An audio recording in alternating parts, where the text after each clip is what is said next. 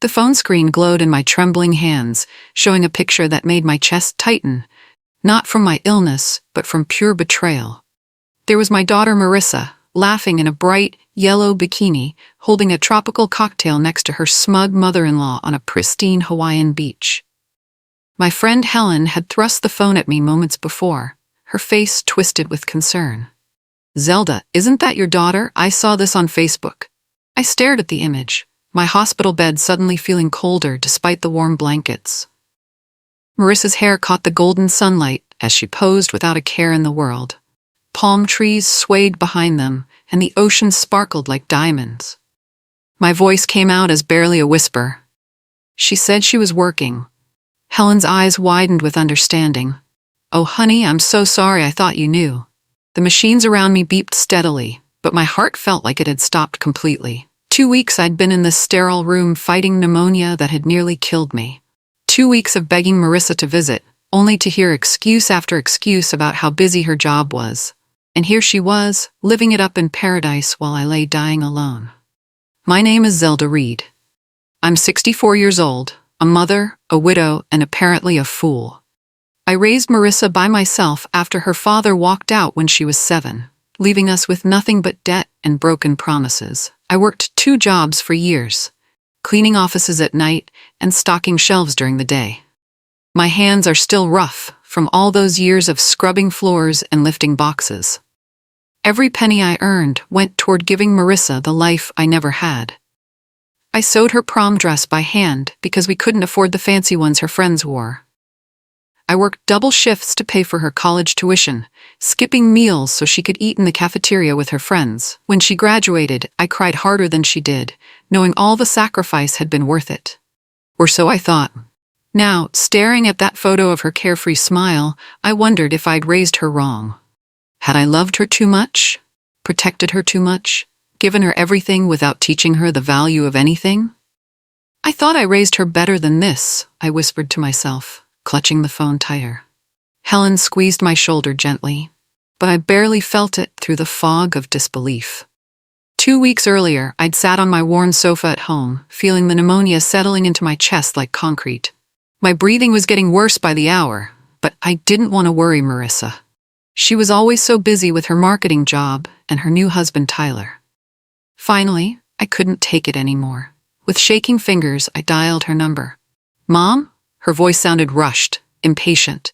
"Is everything okay? I'm in the middle of something." "Sweetheart," I began, trying to keep my voice steady despite the coughing fit threatening to overwhelm me. "I'm not feeling well. The doctor says I need to go to the hospital, and I was wondering, could you maybe come stay with me for a few days? Just until I'm stronger?" The silence on the other end stretched so long I thought the call had dropped.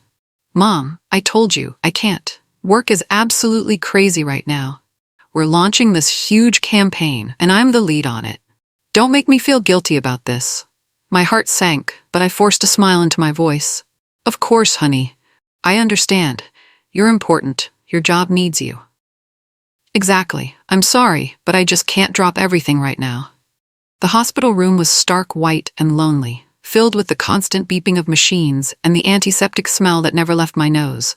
Nurses came and went, checking my vitals and left, adjusting my IV, but mostly I lay there staring at the ceiling tiles, counting the holes in each one. Whenever a nurse asked about visitors, I'd force a bright smile. "Oh, my daughter is so busy with work. She's very important, leads a big marketing team. She calls every day, though." That was a lie. Marissa called maybe every 3rd day, and our conversations lasted less than 5 minutes. She always had somewhere to be, someone to meet, something urgent to handle. Other patients had constant streams of visitors, children, grandchildren, friends bringing flowers and balloons. I watched them through my half-open door, laughing and sharing meals, holding hands and reading together. In my quiet moments, I even wrote myself a get well card, signing it, "Love you so much, Mom. Get better soon. Marissa," in handwriting that looked nothing like hers. I propped it on my bedside table where the nurses could see it, pretending I wasn't completely alone. The loneliness ate at me worse than the infection in my lungs. Helen burst into my room on a Tuesday morning, her gray hair wild from rushing through the hospital corridors. She stopped short when she saw me alone, her face crumpling with concern. "Zelda, where is everyone? Where's Marissa?" I smoothed my hospital gown and tried to look dignified despite the oxygen tubes in my nose. "She's working, honey. She couldn't get time off. You know how it is with these big corporate jobs." Helen frowned, setting down the flowers she'd brought. "Working? Are you absolutely sure about that?" "Of course I'm sure. She's my daughter. She tells me everything." The lie tasted bitter in my mouth, but I'd been telling it so long it almost felt true. Helen pulled out her phone, her fingers flying across the screen. "It's just, I thought I saw something on social media, but maybe I was mistaken." My stomach clenched with sudden dread. "What kind of something?" She hesitated, biting her lip. "Probably nothing. Sometimes people post old photos, you know?" But she was already turning the phone toward me. And there it was. The image that would shatter everything I thought I knew about my daughter's love for me. I grabbed the phone from Helen's hands, zooming in on every detail of the photo. There was no mistaking it. That was definitely Marissa's laugh, the one that used to fill our small apartment when she was young. And that bracelet on her wrist, the silver one with the tiny heart charm I'd given her for college graduation, spending my last $100 on something special for my baby girl. The timestamp showed the photo was taken yesterday. While I was choking on my own fluid-filled lungs, she was sipping Mai Tais and working on her tan. Memories flooded through me like a broken dam. Staying up all night when she had the flu, spooning medicine into her mouth and singing lullabies. Working overtime during Christmas so she could have the bike all her friends had. Lying to the landlord about being late on rent because I'd spent the money on her school supplies instead. "I worked my body to the bone for her," I whispered, my voice breaking. "I destroyed my back, carrying double shifts. I ate peanut butter sandwiches for dinner so she could have real meals." Helen sat down heavily in the visitor's chair, the first person to use it in weeks. The phone slipped from my fingers, clattering onto the hospital bed as tears began streaming down my cheeks. The memories wouldn't stop coming, each one more painful than the last. I remembered carrying 3-year-old Marissa on my hip while walking to the daycare at 5 in the morning, her little arms wrapped around my neck as she slept against my shoulder. I'd kiss her forehead and promise her everything would be okay, even when I wasn't sure it would be. I remembered the night her father left, how she'd cried for hours, asking where Daddy went and when he was coming back. I held her tight in our bed, both of us sobbing, and whispered, "We only need each other, baby. We're stronger together."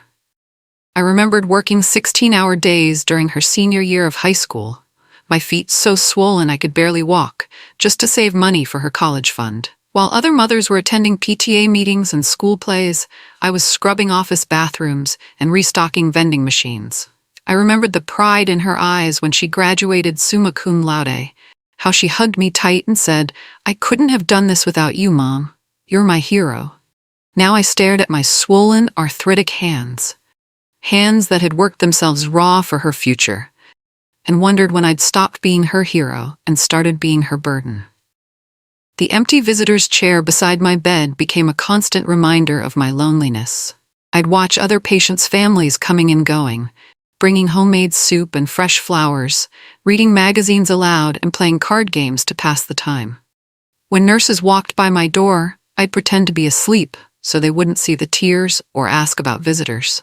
During visiting hours, I'd stare out the window at the parking lot, imagining Marissa's car pulling up, her rushing through the doors with apologies and hugs and promises to never leave my side again. But the parking lot stayed empty, at least for me. At night, when the hospital grew quiet except for the soft padding of nurses' shoes in the corridor, I'd let myself cry. Not the loud, dramatic sobs you see in movies, but the quiet, heartbroken kind that comes from deep disappointment. I thought about calling her, demanding an explanation, screaming about the lies and the betrayal. But what would be the point? She'd made her choice clear. Her mother-in-law's luxury vacation was more important than her dying mother's bedside. "Maybe I really am just a burden now," I whispered into the darkness, the words echoing off the sterile walls.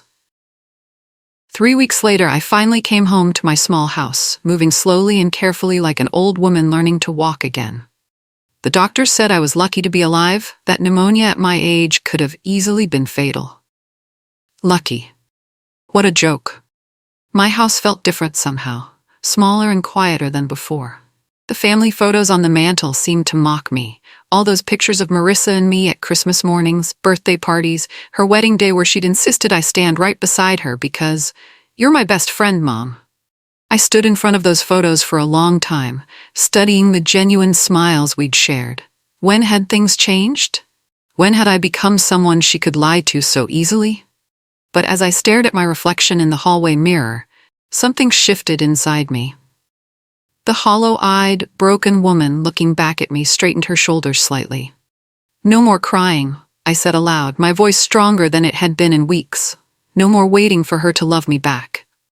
For the first time since seeing that Hawaiian photo, I felt something other than despair. I felt determined. I sat at my kitchen table with my laptop, the screen glowing in the afternoon sunlight streaming through my curtains. My hands shook slightly as I logged into my retirement account, the one I'd been building steadily for decades with every spare dollar I could manage. The number that appeared on the screen made me blink twice. After all those years of sacrifice, of going without so Marissa could have everything, I'd somehow managed to save more than I'd realized. Between my pension, Social Security, and savings, I had enough to live comfortably for the rest of my years. I'd never needed Marissa's money or her husband's success.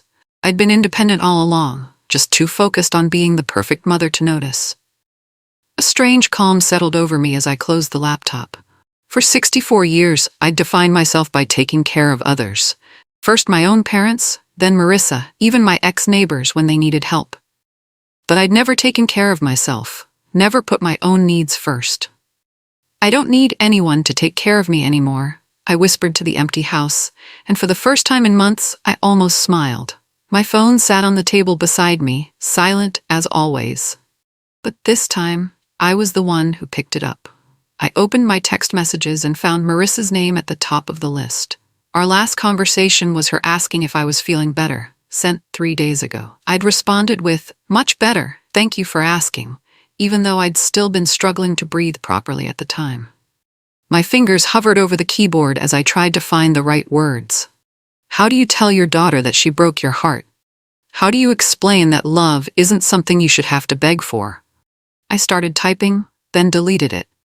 Started again, then deleted that too. The cursor blinked at me mockingly, waiting for words that seemed impossible to find. Finally, I took a deep breath and let my heart speak. "Marissa, I saw the pictures from Hawaii. I know you lied about working. I forgive you because I love you, but I won't wait for you to love me back anymore. I'm going to spend what's left of my life being happy, even if I have to do it alone." I read it 3 times, my chest tight with unshed tears. It was honest, it was true, and it was the hardest message I'd ever written. My finger hovered over the send button as my heart hammered against my ribs. I pressed send. The message disappeared with a soft whoosh sound, carrying with it 64 years of unconditional love and endless forgiveness. I set the phone face down on the table and closed my eyes, feeling strangely empty and free at the same time. "No more begging," I said to the quiet house. "No more pretending it doesn't hurt." The afternoon sun continued streaming through my kitchen window, warming my face in a way that felt like a gentle hug. For the first time in months, I wasn't waiting for my phone to ring or checking for messages every few minutes. I wasn't wondering what Marissa was doing or who she was with or whether she was thinking of me.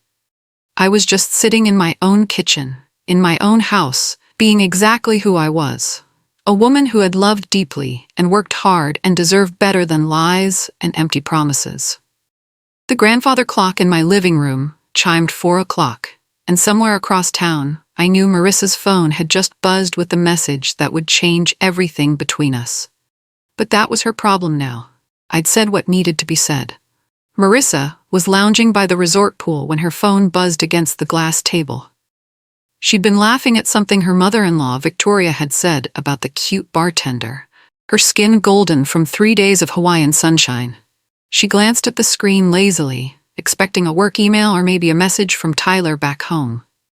Instead, she saw my name and felt a small pang of guilt she'd been pushing down all week. The message was longer than my usual texts, and as she read it, her smile faded completely. Her hands began to shake, the phone trembling in her grip as she read the words again and again. "Oh, Gong," she whispered, her voice barely audible over the resort's tropical music and splashing pool sounds. Victoria looked over from her lounge chair, designer sunglasses perched on her perfectly sculpted nose. "What's wrong, darling? You look like you've seen a ghost." But Marissa couldn't speak. She could only stare at the message, seeing her mother's pain laid bare in every carefully chosen word. The truth of what she'd done, the lies, the betrayal, the casual cruelty of abandoning her sick mother for a vacation, hit her like a physical blow. She stood up abruptly, the phone clutched to her chest, and ran toward their hotel room. Marissa locked herself in the bathroom and collapsed onto the marble floor, sobbing so hard she could barely breathe. The message glowed on her phone screen, each word cutting deeper than the last. "I forgive you because I love you, but I won't wait for you to love me back anymore." Memories crashed over her like waves, her mother staying up all night sewing her prom dress because they couldn't afford to buy one. Her mother working double shifts so Marissa could go on the senior class trip to Washington, D.C. Her mother crying with pride at college graduation, whispering, "We did it, baby. We really did it." When had she become so selfish? When had her mother's love started feeling like an obligation instead of a gift? She remembered the phone call from the hospital, how small and scared her mother had sounded asking for help. And she remembered her own irritation, her casual dismissal, the way she'd made it seem like her mother was being unreasonable for wanting her daughter beside her during the scariest time of her life. "I abandoned her," she cried into her hands. "After everything she sacrificed for me, I abandoned her, when she needed me most." Through the bathroom door, she could hear Victoria calling her name, but Marissa ignored her. Nothing mattered right now except getting home to her mother. Marissa threw clothes into her suitcase frantically, not bothering to fold anything or check if she was forgetting items. Her face was still blotchy from crying, her vacation tan now seeming obscene given what she'd learned. Victoria stood in the doorway watching with disapproval. "Marissa, you're being ridiculous. Your mother is obviously fine if she's sending dramatic text messages. This is just a guilt trip." "No," Marissa said firmly, zipping her bag closed. "This isn't a guilt trip. This is my mother telling me she's done with my selfishness, and she's right to be done. But we have 3 more days here. The spa appointments, the sunset dinner cruise." "I don't care about any of that," Marissa snapped, whirling to face her mother-in-law. "My mother was dying in a hospital bed while I was getting massages and taking selfies. Do you understand how horrible that makes me?" Victoria's perfectly lined lips pursed with distaste. "She's being manipulative. This is what mothers do when they want attention." Marissa grabbed her suitcase handle and headed for the door. "No, Victoria. This is what daughters do when they finally wake up and realize what really matters. I'm going home to my mother, and I'm going to spend however long it takes making this right." The hotel room door slammed behind her with finality. I was sitting in my garden when I heard the car door slam in my driveway. It was evening, the sky painted soft pink and orange, and I'd been watering my tomato plants and trying to find peace in simple tasks. Footsteps hurried up my front walk, and then came the knock I'd been both hoping for and dreading. Through the peephole, I saw Marissa standing on my porch, still in her travel clothes, holding a bouquet of daisies from the grocery store. Her eyes were red and swollen from crying, her usually perfect hair disheveled. She looked young and lost, like the little girl who used to run to me when she'd scraped her knee or had a bad dream. But I wasn't the same mother who used to fix everything with kisses and band-aids. Too much had changed. I opened the door slowly, keeping the chain latch in place. "Marissa." "Mom, please," she said, her voice cracking. "Please let me in. I came straight from the airport. I need to talk to you." I studied her face through the gap in the door, seeing genuine remorse there, but also feeling the weight of all my disappointment and hurt. "You have 5 minutes," I said, unhooking the chain. Marissa stepped into my living room and immediately dropped to her knees on the carpet, The flowers scattered beside her as she began to sob. I was stupid, Mom. I was selfish and horrible, and I don't deserve your forgiveness, but I'm begging you for it anyway. The words tumbled out between her tears. I saw your message, and I realized what a monster I've become. I abandoned you when you needed me most. I stood above her, my arms crossed, feeling strangely detached from the scene.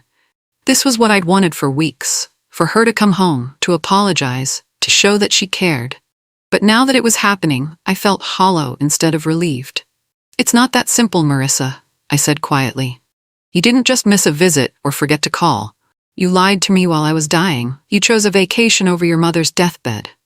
She looked up at me with mascara streaking down her cheeks. I know how awful that was. But please, Mom, let me prove to you that I've changed.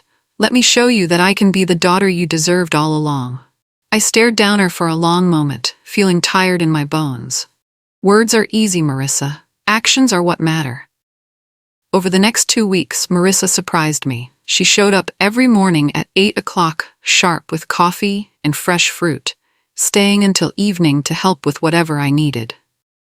She drove me to my follow-up doctor appointments, holding my hand in the waiting room and taking careful notes when the physician explained my recovery plan.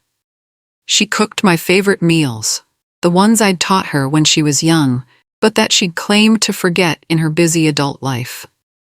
She cleaned my house from top to bottom, organized my medications, and even fixed the leaky faucet in my bathroom that I'd been putting off for months. But I watched her carefully, waiting for the other shoe to drop. How long before she got bored with playing the dutiful daughter? How long before work or Tyler or Victoria pulled her attention away again? She seemed to sense my skepticism because she worked even harder, staying later, doing more. But there was something desperate in her efforts that made me sad instead of grateful. One afternoon, her phone rang while she was making my lunch. I saw Tyler's name on the screen, and she declined the call without hesitation. You can answer it, I said. I know you have other responsibilities. No, she said firmly. Right now, you're my only responsibility. The call that changed everything came on a Tuesday. Marissa's phone rang while she was helping me with my physical therapy exercises, and I could see Victoria's name flashing on the screen. Marissa's jaw tightened as she declined the call, but it rang again immediately. Answer it, I said. She's not going to stop. Marissa reluctantly picked up, putting it on speaker. Victoria's sharp voice filled my living room. Marissa, I've had enough of this ridiculous guilt trip. Your mother is obviously fine, and you're missing important social events. Tyler's boss is asking where you are, and I'm tired of making excuses. I watched my daughter's face change, her features hardening in a way I'd never seen before. Victoria, Marissa said, her voice deadly calm, I need you to listen very carefully. My mother was in the hospital fighting for her life while I was sipping cocktails because you convinced me work was more important than family. That ends now. Don't be dramatic. I'm hanging up now, and I don't want to hear from you again unless it's to apologize to my mother for the disrespect you've shown her. She ended the call and immediately turned to me. Mom, I'm so sorry. I should have stood up to her years ago. That evening, Marissa sat beside me on my front porch swing, both of us watching the sunset paint the sky in brilliant oranges and purples. She'd been quiet since the phone call with Victoria, and I could see her wrestling with something in her mind. I called Tyler, she said finally. I told him that if his mother can't treat you with respect, then she's not welcome in our home anymore. And if he can't support that decision, then we have bigger problems than I thought. I looked at her in surprise. What did he say? He said he understood, that he's been watching her treat you poorly for years and feeling guilty about not saying anything. She paused, picking at a loose thread on her jeans. I think I've been so desperate to fit into his family that I forgot about my own. We sat in comfortable silence for a while, the porch swing creaking gently as we rocked back and forth. For the first time since she'd returned, I felt something loosening in my chest. Not forgiveness exactly, but maybe the beginning of it. I never wanted you to choose between families, I said softly. I know, Mom. But I should have never made you feel like you came in second place. You're my family first. The next morning, Marissa knocked on my door with a suitcase and a shy smile. "I hope you don't mind, but I packed a bag for both of us. I want to take you somewhere special." She drove us 2 hours north to a small lakeside cabin she'd rented for the weekend. It wasn't fancy, just a simple wooden structure with a stone fireplace and a dock that stretched out over the calm water, but it was perfect. "I thought maybe we could just be together," she said as we carried our bags inside. "No phones, no obligations, no one else. Just us, like when I was little and we'd have our movie nights." We spent the afternoons sitting on the dock with our feet in the water, talking about everything and nothing. She told me about her job stress and her marriage struggles, things she'd never shared before. I told her about my loneliness and my fears about aging, admissions I'd never made to anyone. As the sun began to set over the lake, painting the water in shades of gold and pink, I felt something I hadn't experienced in years. Complete peace. "This is what I wanted all along," I whispered. "Not fancy gifts or expensive dinners, just you really seeing me." That night, we made hot chocolate in the cabin's tiny kitchen and sat by the fireplace, wrapped in quilts and sharing memories I thought we'd both forgotten. Marissa talked about how proud she'd been to have me as her mother when she was young, how she'd bragged to her friends about how hard I worked and how much I loved her. "When did I stop appreciating you?" she asked, staring into the fire. "When did I start taking everything you did for granted?" "I think it happens gradually," I said. "Success and new relationships change people. I just hoped I'd raised you well enough that you'd find your way back to what matters." She turned to look at me, tears reflecting the firelight. "I want to ask you something, and I need you to be completely honest." I nodded, bracing myself. "Do you think you can ever really forgive me? Not just say the words, but actually forgive me in your heart?" I was quiet for a long time, watching the flames dance and feeling the weight of her question. The hurt was still there, probably always would be.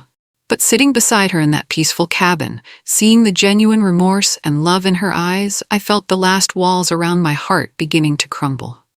"I think I'm already starting to," I admitted. The next morning, we took a walk along the lake shore, skipping stones and collecting interesting shells like we used to do when she was a little girl.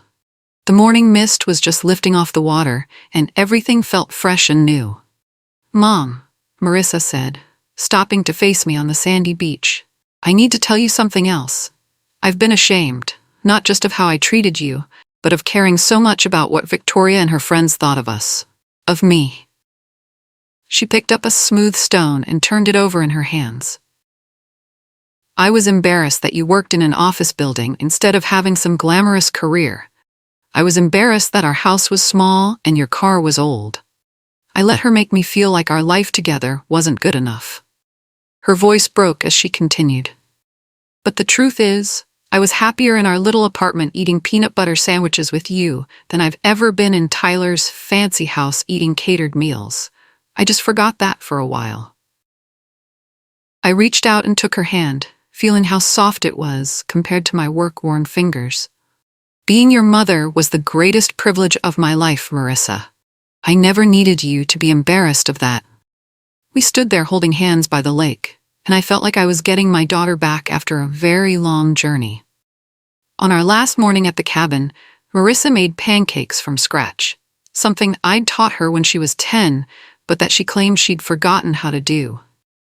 We ate them on the dock, our feet dangling in the cool water, syrup dripping off our fingers as we laughed about the time she'd tried to flip a pancake and ended up with batter on the ceiling. "I want to keep doing this," she said suddenly. "Not just this weekend, but spending real time together. I want to know what books you're reading and how your garden is growing, and whether your arthritis is bothering you on rainy days." I smiled, feeling lighter than I had in months. "I'd like that too. And I want to learn your recipes. The real ones, not just the simplified versions you tried to teach me when I was rushing out the door. I want to make Grandma's apple pie the way you learned from her." We packed slowly, neither of us eager to return to the real world. But as we loaded our bags into the car, I realized that the real world looked different now. We looked different, like mother and daughter again instead of strangers making polite conversation. During the drive home, she reached over and squeezed my hand. Thank you for not giving up on me completely. 6 months later, Marissa and I have settled into a beautiful routine. She comes over every Sunday for dinner, and we cook together.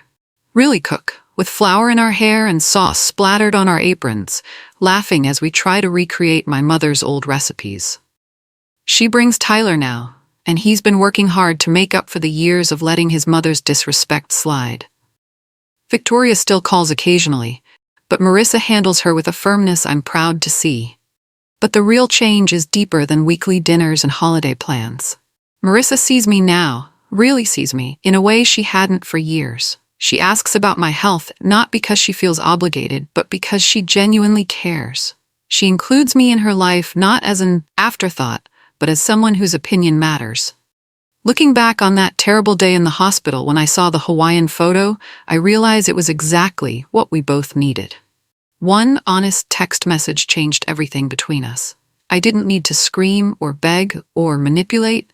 I just needed to tell the truth and be willing to walk away if that truth wasn't enough. Sometimes the best way to show someone they're losing you isn't through anger or drama. It's through quiet dignity and the willingness to love yourself enough to demand better.